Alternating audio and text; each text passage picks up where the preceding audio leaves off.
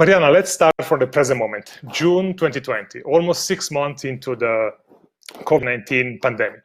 You recently published an essay and the title was "The COVID crisis is a chance to change, to do capitalism differently." So lay out that case for us. What is the chance and how do we do capitalism differently? Sure. So, I mean, the temptation, given that we're all struggling, is to do everything we can to go back to normal. And really, my view is that we need to do everything we can not to go back to normal, because normal was part of the problem. And so in the essay that you talk about, I looked at 3 different types of crises that we're undergoing. The obvious immediate one, which is the health pandemic, but also underlying that is a real economic crisis. We have problematic types of business structures, corporate governance. We have a problematic type of financial structure, which has basically been financing itself. We might talk more about that later. We have problematic forms of government, which really in some ways are always kind of too little too late, because they're always just trying to fix market failures. And so that's kind of how I would call the economic crisis. But also third, we have a massive climate crisis. You know, just in January, we weren't clapping on Thursdays or whichever day of the week the health workers. We were all, doing all we could to support all sorts of other services like fire workers who were working in California and Australia against the damages which were being inflicted on us by climate change, or in Venice, where my family's from, the flood workers. So we have a climate crisis, an economic crisis, and a health crisis. So really the question is, what do we do to go to the source of those problems versus just constantly path our way out from one crisis to another?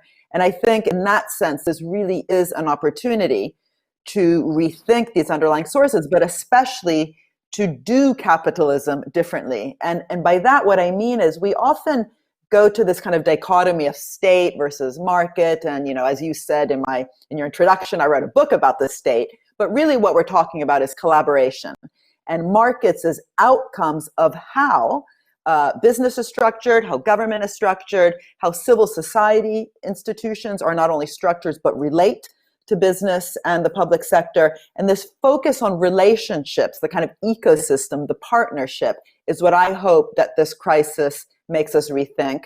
Partly also because the mantra we keep hearing is we're all in it together. So what does it mean to work together differently to solve the biggest problems of our time, whether they're health related or climate related, and to do so by looking at the underlying structures, the contracts, literally, how does business interact with government, and how might we learn to do that better, especially in a moment now where government is completely back, flooding the system with liquidity. And unless we get those structures right, we're going to repeat the problems that we caused in the financial crisis, where lots of money came in to save the day, but it more or less ended up back in the financial sector.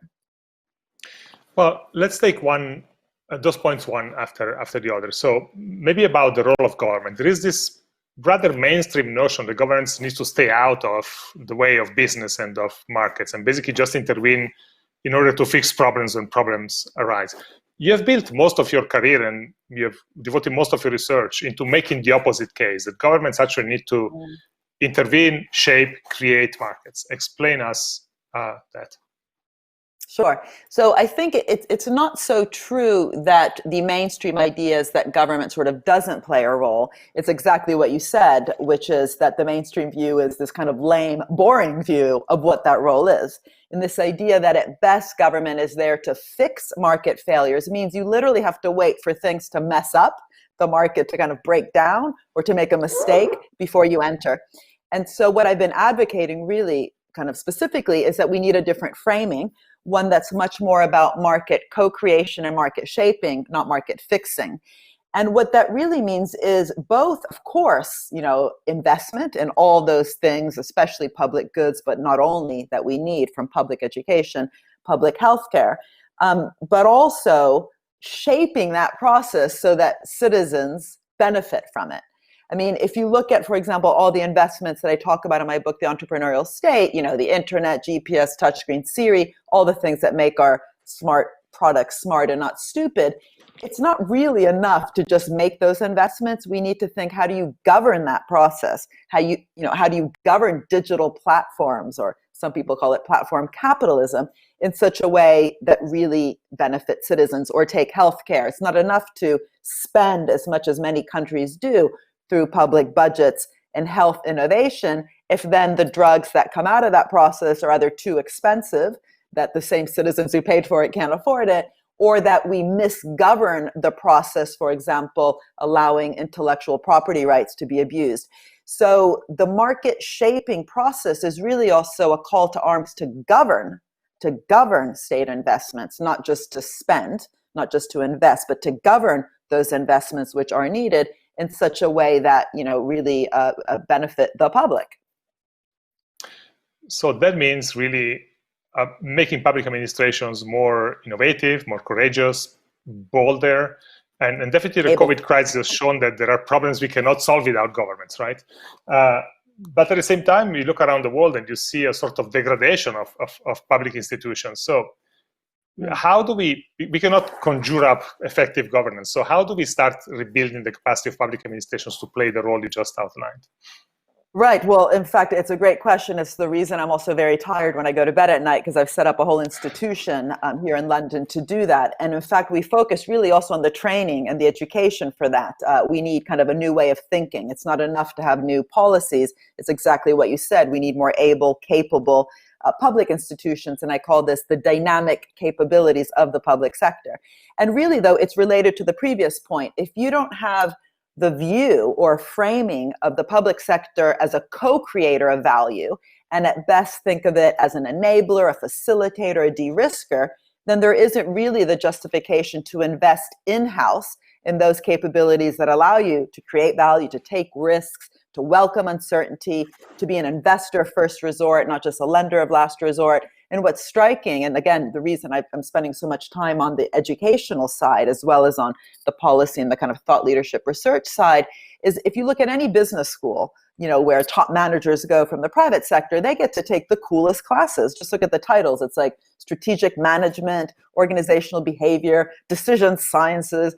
And, they're all trained to think out of the box, especially when companies become big. There's books called Rethinking the Mature Corporation. And yet when governments are a bit too mature and large, we just say, oh, that's because they're bureaucratic, as though there's something in the DNA of the public sector and governments which kind of by definition are going to make it slow, inertial, and not very flexible. And so in order to be an active market shaper, market co-creator, we need capabilities and capacity to create, to think out of the box, to be dynamic, to be flexible, to be a bit crazy and hungry, as Steve Jobs told those Stanford students back in the day. And so, but that needs a new curriculum. And unfortunately, the curriculum we currently have has been fed through kind of ideology, which is called, the actual theory is public choice theory, new public management, but it's very much an outcome of this idea that, again, fix market failures, then get out of the way, because you might be crowding out business. And so this co-creation, co-shaping agenda actually needs new economic theory, but also a new curriculum for bureaucrats. I'm going to bring up a question from the audience, actually, which just came in, and I hope the team can activate it. It's going to appear on the bottom of the screen. It's from Patrick Adams. And he asks, can you give an example of a government that is actually getting it right in terms of moving along the way of fixing capitalism? Sure. So, it's interesting because we work a lot with organizations. In other words, we don't say that country, that government is perfect, but we look at different types of public organizations around the world. And in fact, one of the governments or types of administrations that I've also critiqued quite a bit is the very UK government, which in some ways has bought into this notion of, small government and don't crowd out business. And yet in the UK, there's really interesting organizations, which I don't want to say have gotten it right, but in some ways really provide leadership on some of these questions. And one of those would be the BBC. The BBC is a public institution. And in order to, in some ways, justify the fact that it hasn't just done the kind of classic public sector market fixing role, so great documentaries and great high quality news, but also invested in soap operas and talk shows. By definition, it's been a market shaper and creator in all of those different formats. And to do that, it had an internal debate, it still does, around this concept of public value. And I don't know many public organizations around the world that actually have kind of had that really dynamic, internal, heated debate about public value. So I do look at the BBC in some ways for leadership, but just the fact that, they say we are value creators is very interesting and has caused internal discussions that I find fascinating. Similarly, in the UK, there's an organization called Government Digital Services, which actually created an award-winning website for government. And the first thing they did was say, citizens are not clients, they're not customers, this kind of, again, brainwashing that we've all accepted. So students are somehow clients of schools or patients, customers of hospitals. They are citizens. They have human rights. They have to access the welfare state in a way that is really user-friendly, precisely in order to enrich their experience when they participate, whether it's getting a motor vehicle license, a passport, registering to vote. So those are two UK institutions in the public sector that I found really interesting, and yet the country is not one that I would say, look at the UK for an interesting model of the state. Also in Germany, there's an interesting public bank called the KfW that we've done work with. And again, it's a very active public bank, which has not seen its role as just handing out money like some other public banks. I would argue my own country, Italy, where you're from as well, Bruno, has unfortunately often had kind of a handout mentality through its public institutions, whereas that particular public bank I have found interesting because of its way of really co-investing, sharing risks, seeing itself as a risk taker in the different areas that's invested in. But we've worked Mariana, in Singapore. Let me bring up another question on the point you just mentioned, because then I want to go to another chapter. And the question is from Maria Mohit, because you mentioned the public sector as co-creator of value, and she wonders, okay, the public sector basically barely appears in GDP, so how do we measure for that contribution of the public sector? Well, that's really interesting. It's a great point. It's the point that I kind of begin my new book on value about, because unfortunately, because we confuse price with value, then we have a very hard time to know how to value in GDP, as the question asks, those services which are free. But it doesn't mean that the public sector doesn't appear in GDP. Unfortunately, it means it only appears as a spender, only in terms of the costs. So the cost of the school teachers goes in, but the value of a well-structured and ambitious public education system doesn't. And by the way, there's also bad public education systems. So I'm not saying that by definition it's good value, but we should have a way to measure that value that's actually produced, given precisely that we benefit from it. Or similarly with public health systems, which today we realize are incredibly important because we are all only as healthy as our neighbor is. So it's a real awakening to the importance of global health systems. And so I think, it's absolutely right. There's an accounting problem. We don't know how to put it in GDP, but there's also this narrative kind of storytelling problem that when we do talk about it, if it's just about fixing, then there's a feedback into the kind of tools and instruments and capabilities that we think the public sector needs just to patch things up and get out of the way. Let's talk a little bit about the money on the table now. So there are literally trillions of dollars, depending on the accounts, anywhere between 5 and 12 trillions of dollars that governments and central banks are putting on the table to restart the economy through stimulus packages, bailouts, different forms. How should the money be spent? How should that help be structured? So you're absolutely right that the problem currently is not, at least in many developed countries, the lack of funds. It's potentially the structure of those funds. And again, just like as I was mentioning in the beginning, in the financial crisis 2008, there was trillions put into the system. The problem was how it was structured and the degree to which then it didn't have the effect it should have had. And in fact, a lot of that funding went back into the financial sector. So I believe that, first of all, I would kind of break it down into two. One is that we need to be making sure that we are investing in new structures in the real economy, have a real kind of investment-led, innovation-driven recovery that is improving those very systems, the so-called essential work and essential parts of the economy that we've, thank God, woken up to as being essential, precisely those that we've undervalued. So again, healthcare systems, global healthcare systems have to be strengthened. So if this funding that's being injected in the economy doesn't strengthen health systems, that's a terrible mistake. But similarly, public education systems, as all these kids are home from school, I've got 4 of them, in that sense, I'm happy to go back to normal so they get out of the house. We need to make sure that these public education systems are as strong and resilient as can be, so when students are home, in case there's another lockdown, we don't produce the digital divide that really we are experiencing today, because unfortunately those investments haven't been made.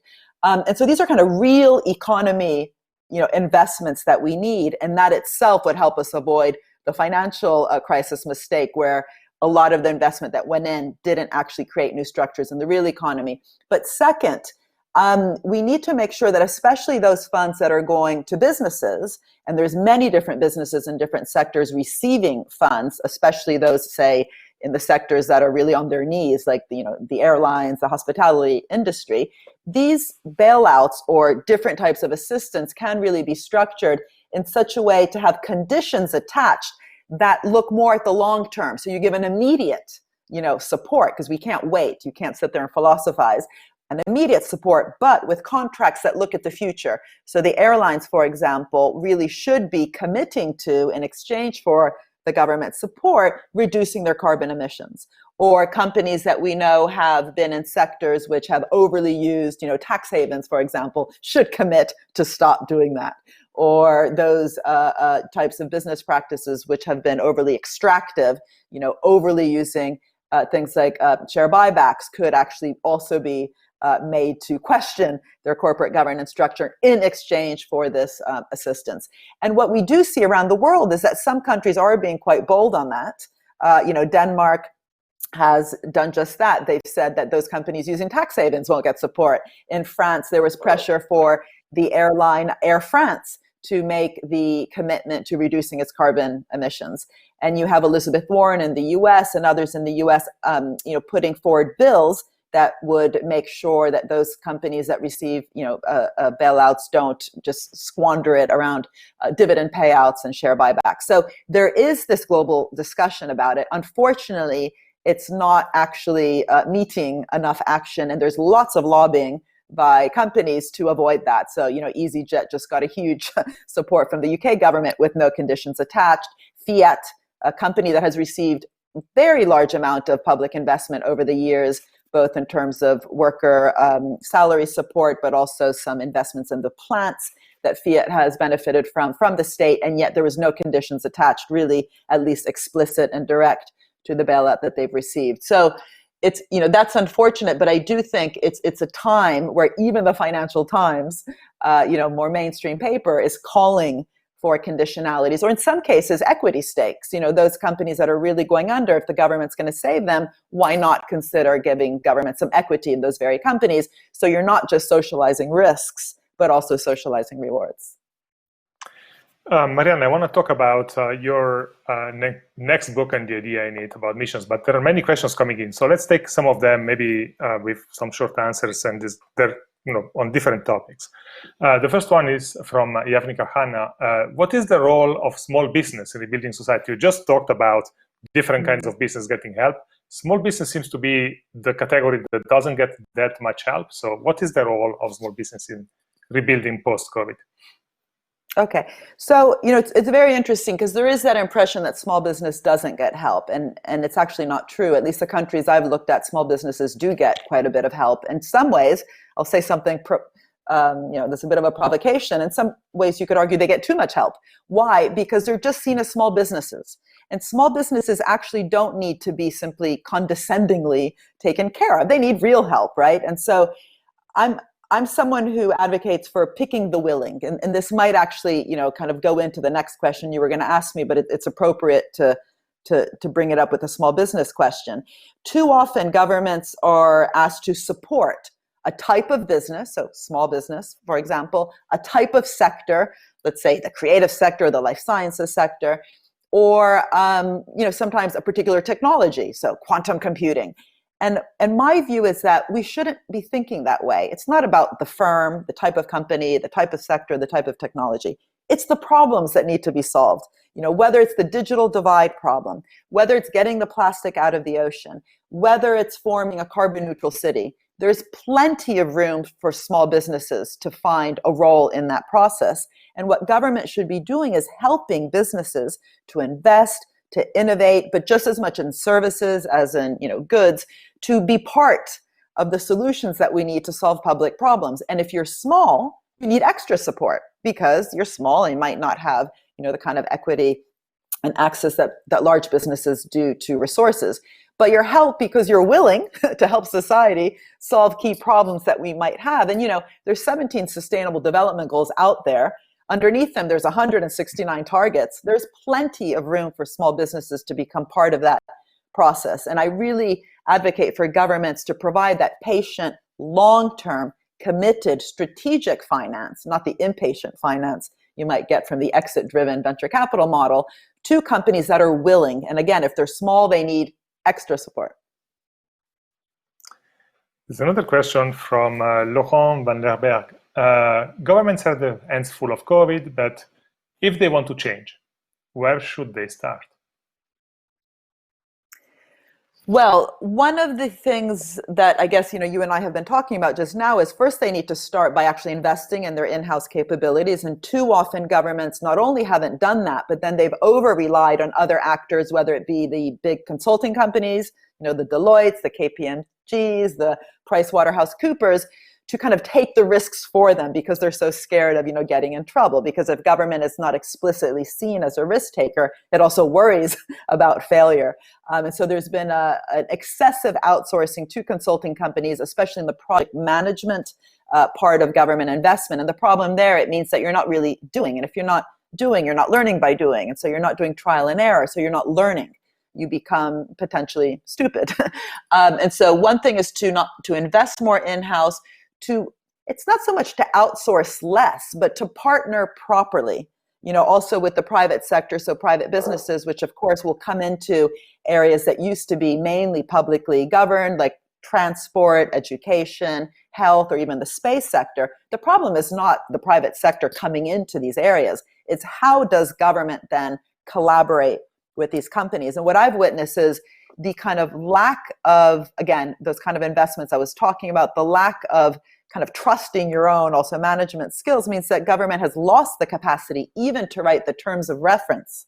Literally, the terms of reference in the outsourcing contracts are often kind of captured or written by the same companies that are being outsourced. And that means that we no longer have a public purpose and kind of a direction, that kind of directionality to what the public sector is doing.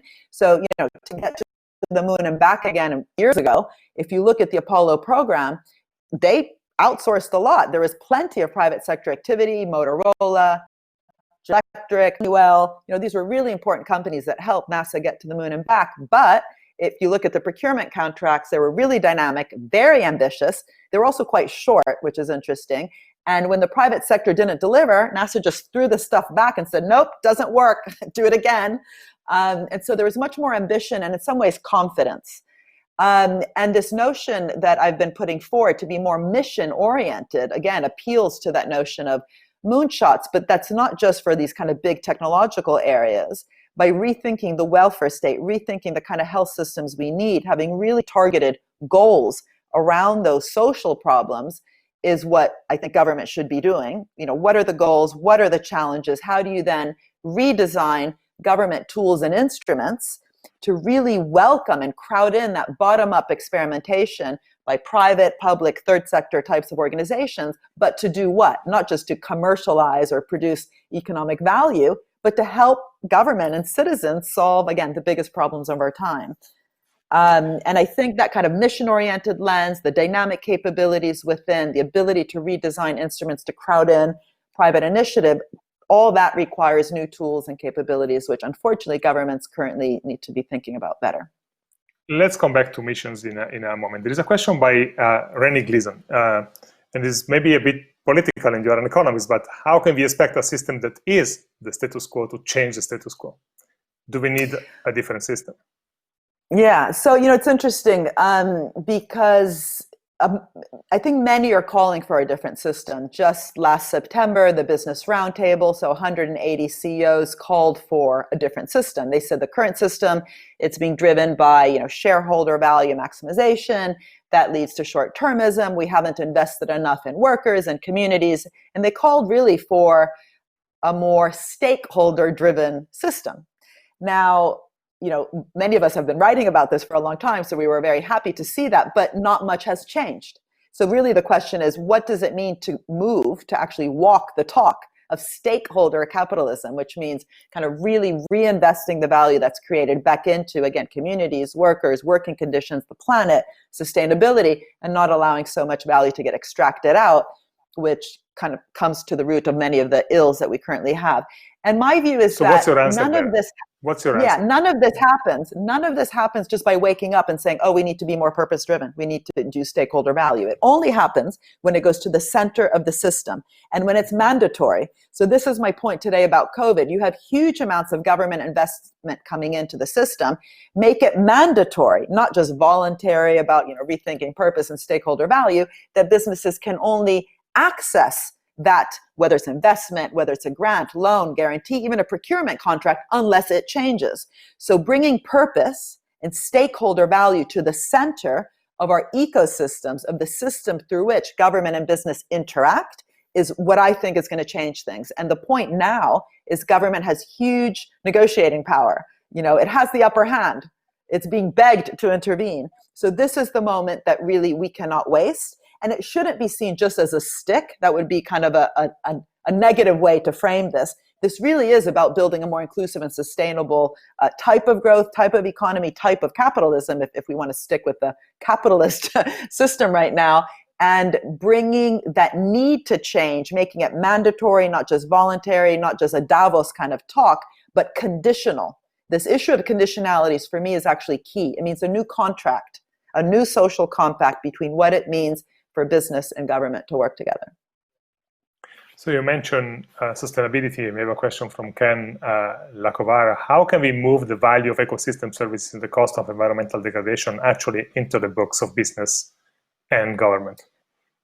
Right. Well, I mean, to be honest, this is the bit that there is a lot of work on, and it is quite surprising then if it doesn't get implemented. But, ESG targets, for example, ESG targets, so environmental, social targets are important because they go beyond the kind of corporate social responsibility, icing on the cake, but not the cake kind of story. So how do you get mandatory, again, not voluntary, metrics put into place in corporate governance structures that become part of the accounting system? So you have to report your ability to move forwards and to improve on both carbon emissions, on different criteria in terms of how workers are not just paid, but also conditions of work, making sure that these different targets and metrics become standard, mainstreamed, and again, become part of that conditionality that I was talking about before. So I was working in Scotland and they had this wonderful business pledge.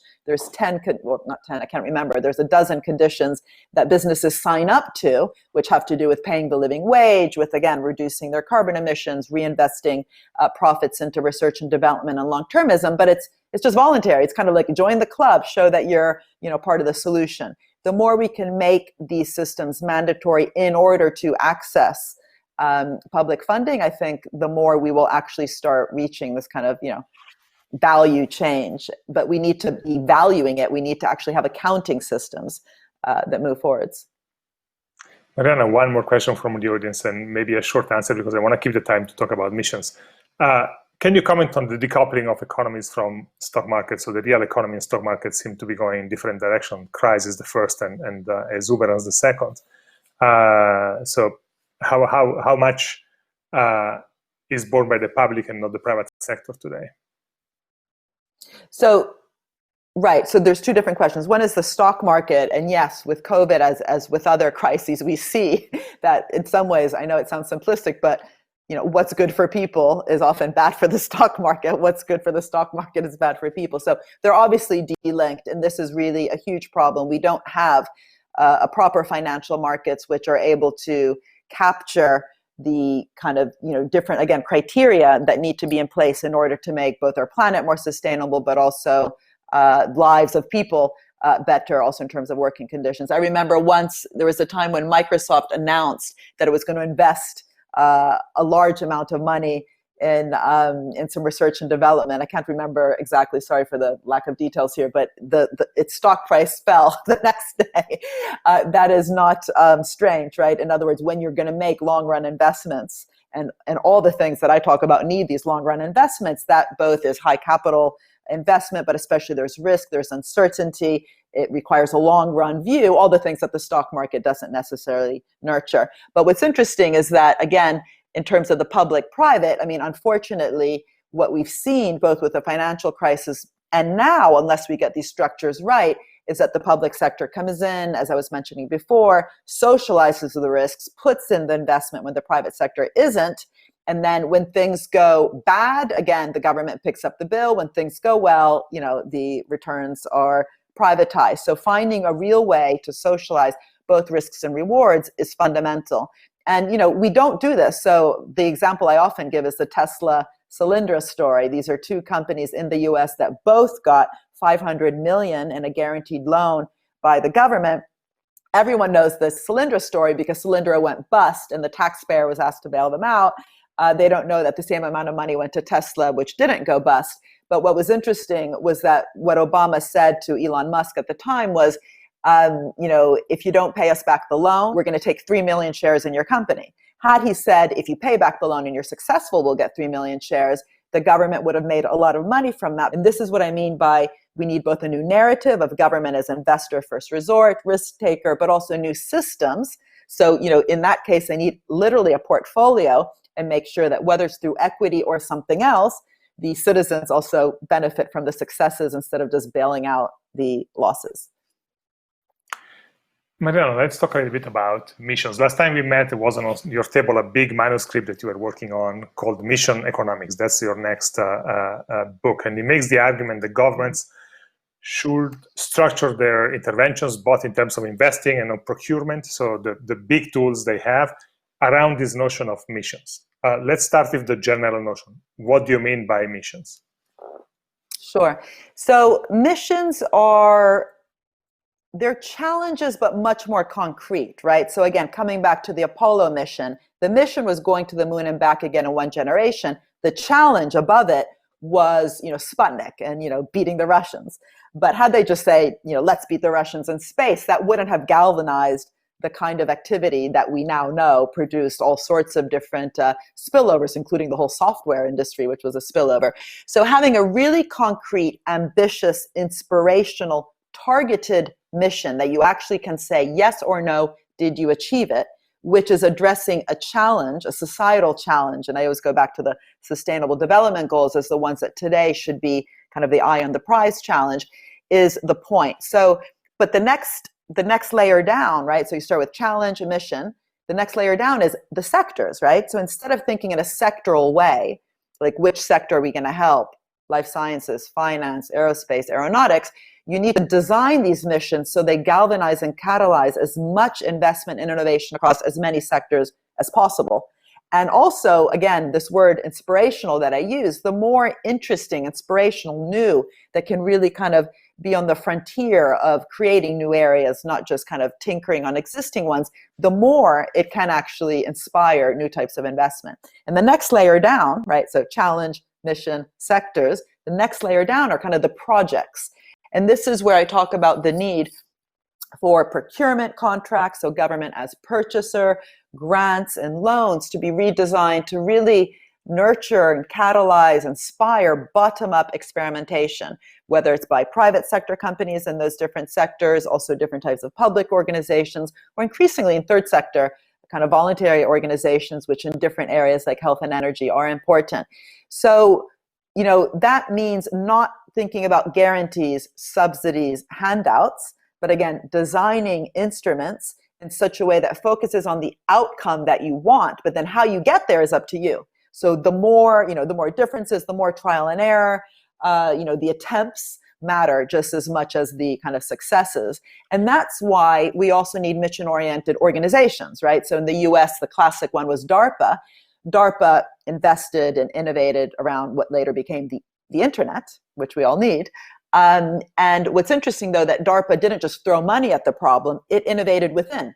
It was an innovative public organization, coming back to our earlier discussion. They welcomed uncertainty. I once interviewed the head of ARPA-E, so the equivalent organization, but in the Department of Energy. It was a woman, Cheryl Martin, and she said they actually, in ARPA-E, measured their success by how much risk they were willing to take, and then how much economy-wide impact their successes have.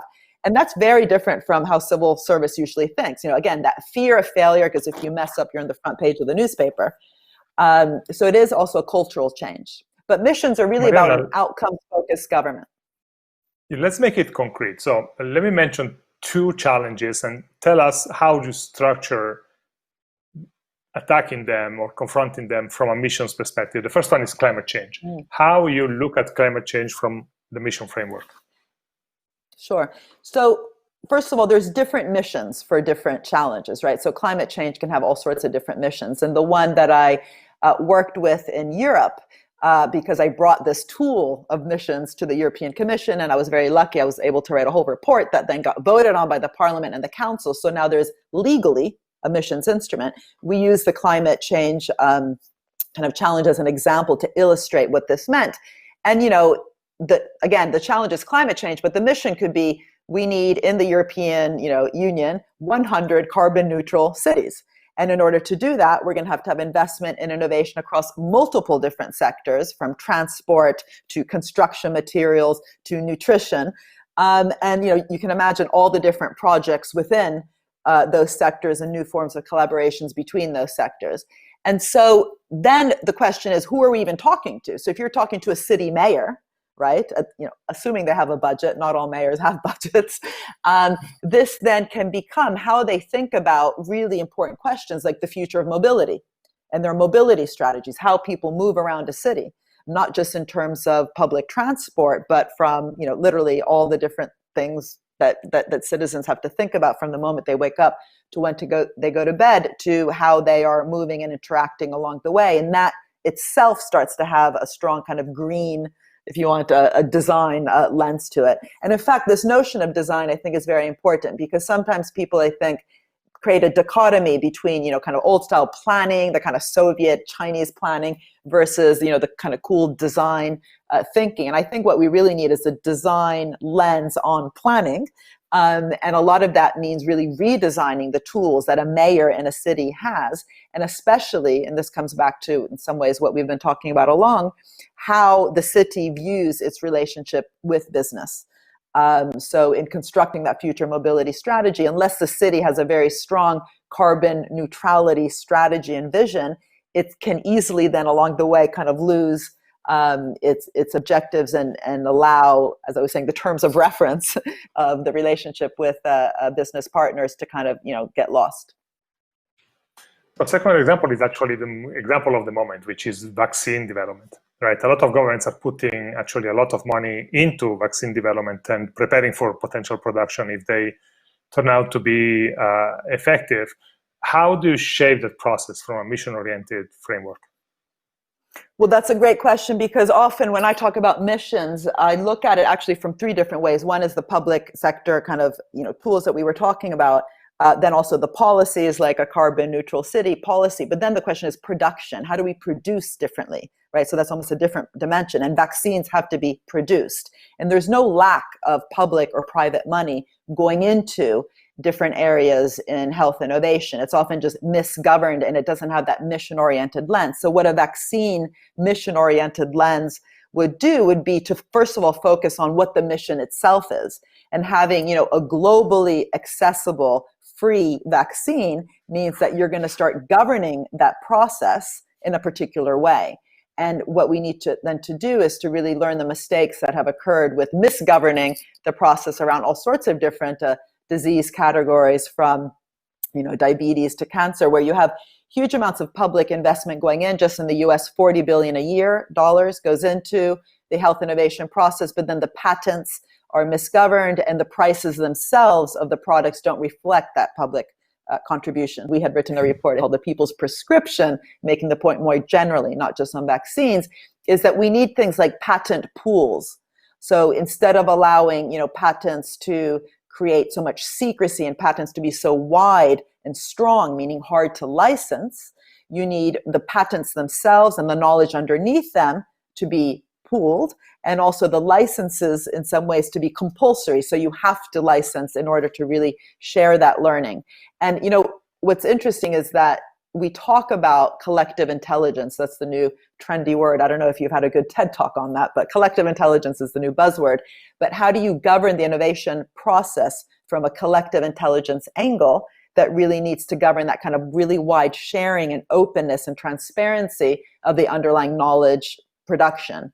And vaccines now, since we all have this race for a vaccine, and we know that our lives very much depend on it, especially next winter when there might be another strain of this COVID pandemic, the virus, making sure that we don't allow knowledge to be so secret and so much abuse in some ways, I would argue, of the intellectual property rights. Because what patents should be is a contract between the state and a private company. And the state really is giving a 20-year monopoly to the private sector through the patent. But the exchange, what the state gets back, so what citizens get back, is more diffusion, more knowledge creation. But if the patents are badly structured, we don't get that. And I think with vaccines, we can't get this wrong.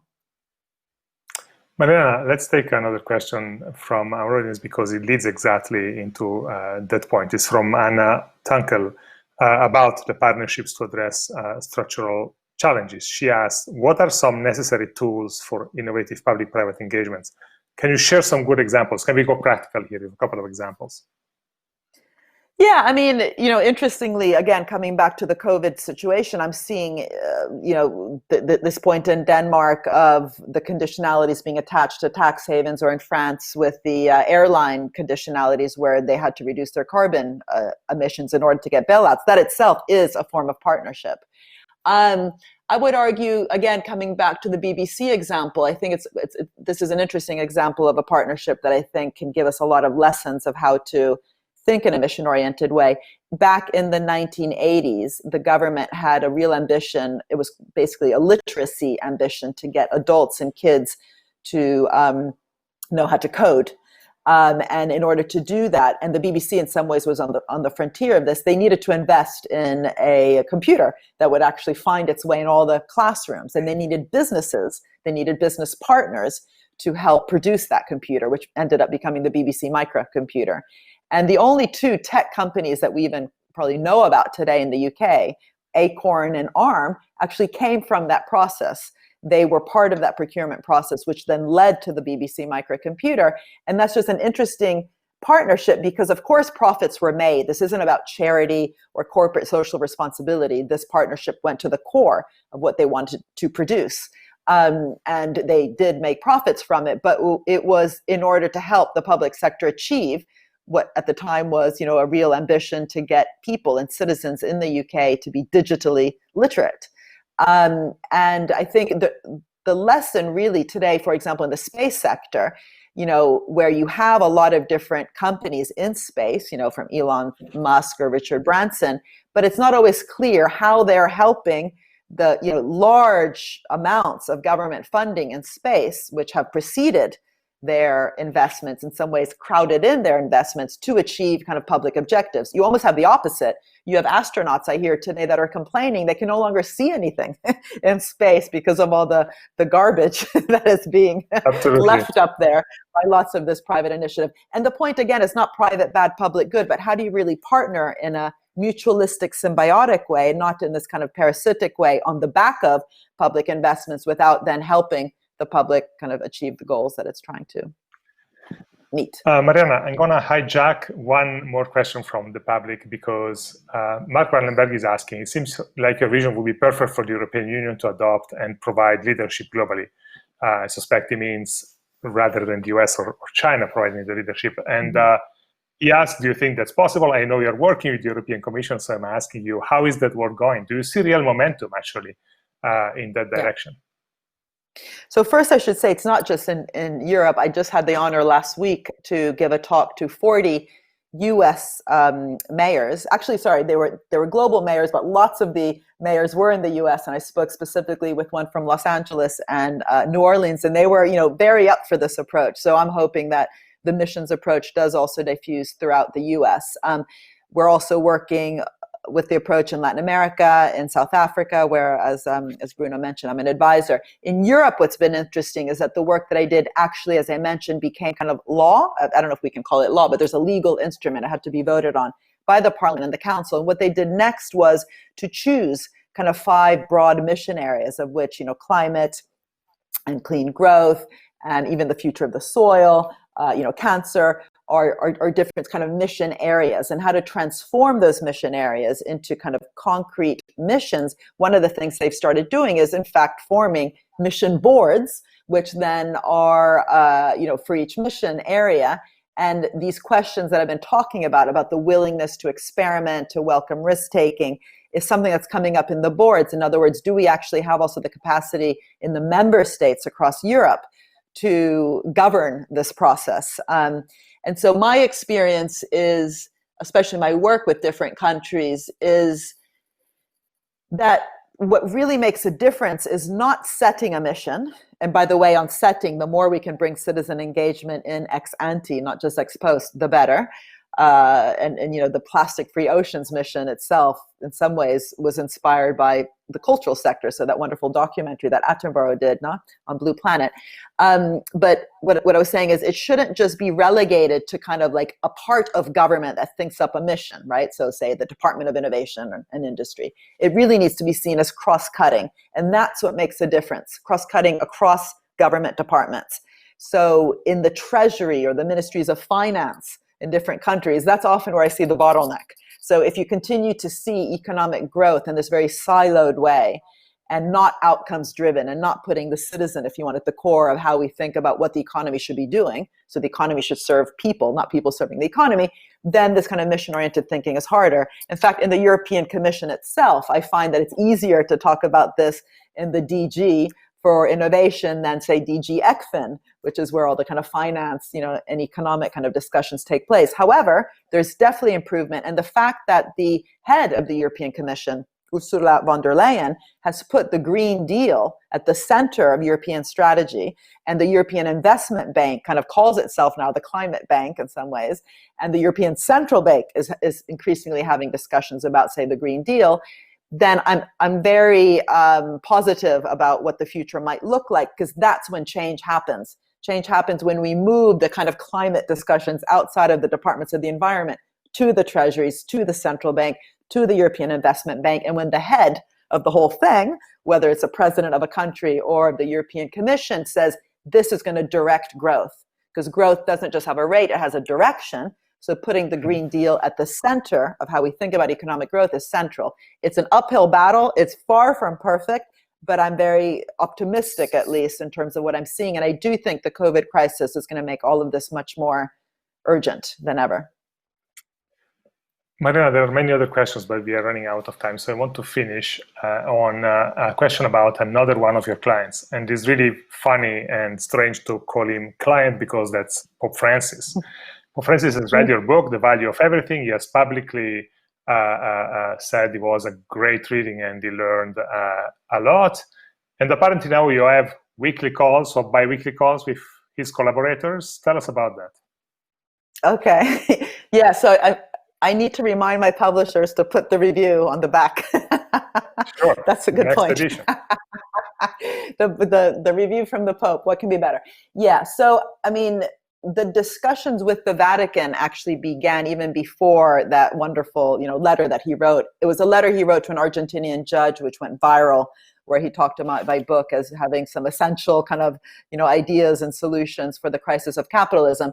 But I began speaking to them actually already in September when they reached out, because they had seen the work that I had been doing and my institute's doing around public value and purpose, these things that we've been talking about. And they said that has a lot to do with how we in the Vatican think about the common good, right? So, and if the common good just remains in the kind of morality space and doesn't have an economic framework for it, it kind of doesn't happen. And so that's my real kind of interest and urgency to be working with the Vatican. But then, COVID came along, and all these different countries started to set up task forces around COVID, of which I'm on different ones, like in Italy and South Africa. And the Vatican itself set one up. So I was on the economics team, and it's being run by a very inspirational religious leader in the Vatican called Augusto Zampini. He works in the inclusive capitalism group. And what we've been doing over the last 2 months is writing briefings for the Vatican. So I'm doing this through my unit, the Institute, again, here in London for Innovation and Public Purpose, each week with a different theme. One was on the conditionalities that we've been talking about. One was on the need for debt relief. One was on the need to keep the Green Deal and the green transition at the center of how we think about the long run recovery. One was on working conditions. One was on healthcare systems. And so these are basically ways to feed to the Vatican, given that the Pope makes his speeches often on a weekly basis around the current crisis, to be as informed as possible, both in terms of kind of, again, long run thinking and the need to have vision, but also on practice. What do we know? What's working? What's not? What's the empirical evidence around, for example, universal basic income? What are the different types of income support that governments could be thinking about for their citizens? And to give him options. Any leader wants options, and instead of the Pope just kind of saying, you must do this, kind of saying there's a real moment for change. There are options. Here is what's being done, and let's tilt the playing field. Let's move our economies in ways that become more inclusive and sustainable. And obviously, we're sending him our kind of economics briefings, how it gets interpreted in the Vatican. They have their own system, obviously. But I was very encouraged after the first week of our briefings. It was on debt relief. It featured in the Easter sermon. which is another good endorsement.